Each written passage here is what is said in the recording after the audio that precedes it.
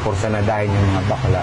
Eh, syempre, fresh na fresh pa ang bakla doon, eh, sabi sa akin, dito ka na matulog, sabi. Tapos nilatagan ako ng kutsyon, tapos pinapakain ako ng mga masasarap na pagkain. So, syempre ako naman na wala akong idea na may motibo pala siya doon sa pinagbibigay niya, yung binigay niya sa akin pribileyo. Tanggap lang ako ng tanggap. 21 na ako, 21 na.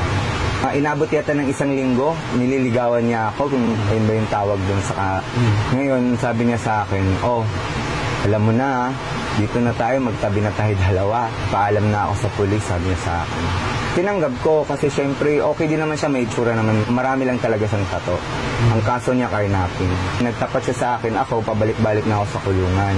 Ang pangkat ko Batang City Jail. Alam mo ba yung Batang City Jail?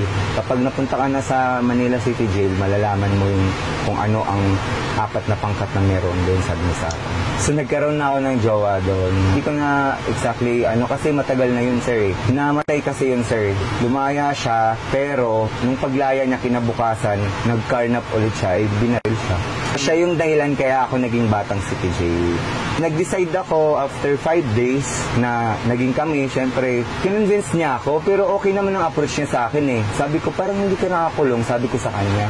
Kasi napakabait mo sa akin. Tapos may tsura ka naman, marami kang nga lang tato, sabi niya. Sinira ko lang yung buhay ko, sabi niya sa akin, kasi nga dahil sa pamilya daw, ng broken family. Sabi ko, pares tayo ng situation sa family. Pero hindi naman para dapat ganun ang gagawin mo, sabi ko sa akin. Sabi niya, magbabago ako kapag sasamahan mo ako hanggang doon sa loob, sabi niya sa akin. Sabi ko, sige, to cut it short, nagkaroon kami ng development sa relasyon namin.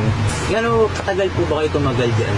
4 months mahigit, sir, kasi nagpa-deeper. Deeper kasi ang tawag dun, sir, na ipapailalim mo yung papel.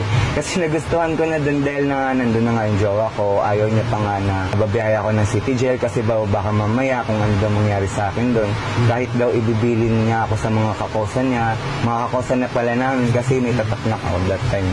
Ito, BCG, Trainers. Kasi may mga nakasulat na pangalan. Apo, JV Medallia po. Ayan po yung commander namin. Talagang parang gusto ko na doon na lang din. Sabi niya kasi sa akin, antayin mo ako mabiyahe kasi gusto ko sabay tayo. Kasi wala pa yung papel ko eh. Araw-araw niya nga pinapapalo up sa nanay niya. So yung nanay niya okay sa akin. Ang turing sa akin parang anak din. Sabi niya, anak, alagaan mo yung anak ko. Kasi nakikita ko na nagbago siya dahil sa'yo. Sabi niya, napakatarantado niyan sa amin. Pero nagulat ako, gumalang. Tingnan mo, lagi ko na siyang dinagalaw, sabi niya sa akin. Actually, yung common talaga na ginagawa nila, yung rancho nila, halos lahat ng kakain nila, ibibigay sa'yo. Ganyan kasi kami, kumbaga parang kami yung babae doon sa loob ng City Jail.